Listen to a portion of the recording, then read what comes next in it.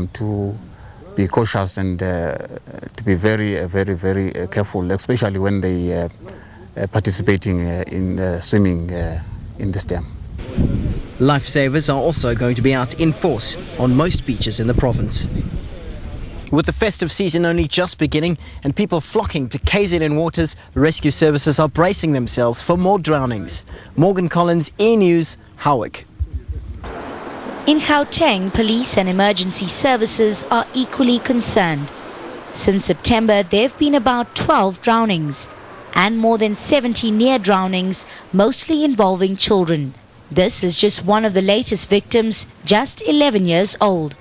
While some of these incidents happened in dams and public pools, the majority were in private swimming pools. And in many cases, the children were left unsupervised. Unfortunately, what's happening is that the parents are not taking responsibility to look after the children.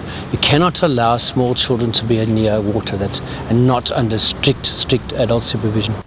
Midgley warns that it could take just seconds for playtime to end in tragedy.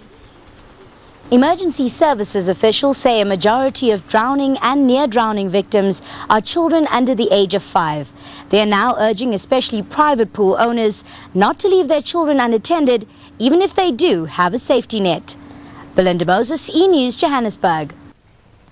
The Defence Department has finally launched its investigation into its so-called gravy plane flights. This comes after it chartered a plane for the Deputy President at a cost of R4.5 million. Retired General Benno Smith and Senior Advocate Kgomotso Maroka will head up the ministerial probe. Earlier this year, the Defence Department came in for a lashing from the Auditor General. He criticised them for failing to adhere to proper accounting practices. But it's an aircraft like this one that has finally caught Musiwa Lekota's attention. It was chartered at an amount of R4.5 million for the Deputy President. Now Lekota wants the whole system of chartering aircraft in his department scrutinised. It may be that other flights, which you are not interested in, actually reveal that there is something wrong.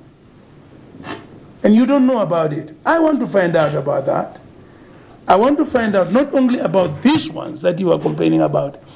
I want to find out about all of those flights in which something may have been done that was wrong.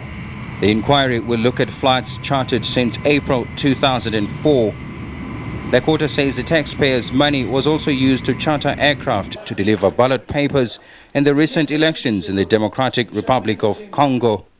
It took an expensive flight by the Deputy President for the Department of Defense to spring into action and investigate its own house.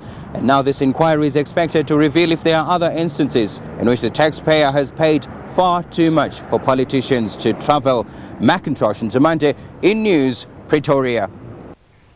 The cost of a loaf of bread has risen by 50 cents, but for now that increase is affecting only small shops and informal traders. Major supermarket chains are still deciding whether to pass on the increase to their customers. South Africans consume at least 4 million loaves of bread a day. For many, bread makes up the bulk of their diet. But a worldwide shortage of wheat has sent the flour price rocketing. The commercial bakeries say they can no longer afford to absorb the costs. And the first to feel the pinch are customers at general stores and spaza shops. Shopkeeper Joseph Nkosi sells about 50 loaves of bread a day. But he says with the price now at R6.20 for brown bread and R6.50 for white bread, most of his customers can no longer afford it. It's close to 10 rand now. The bread has gone up twice this year. This is the second time the bread is going up. While 50 cents extra for our daily bread might seem like a measly sum for you and I, it is the poor who will be hardest hit by this increase. I'll stay without bread because I can't pay that money for bread. That's too much. We don't know, maybe the flour or what, but the thing is very heavy for us. We can't afford to. Meanwhile, retail stores say they will only decide early next year just how much of the increase they can absorb. Kale Nair, E-News, Johannesburg. Well, with that, let's take a look at the markets.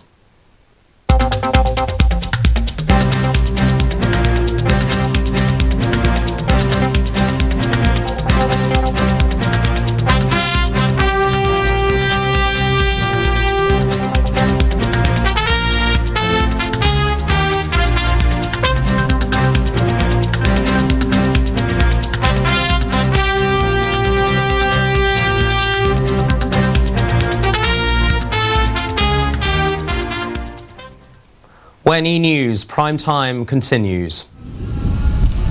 Police step up the hunt for the killers of legendary composer Tally Peterson. All the flavors of music, and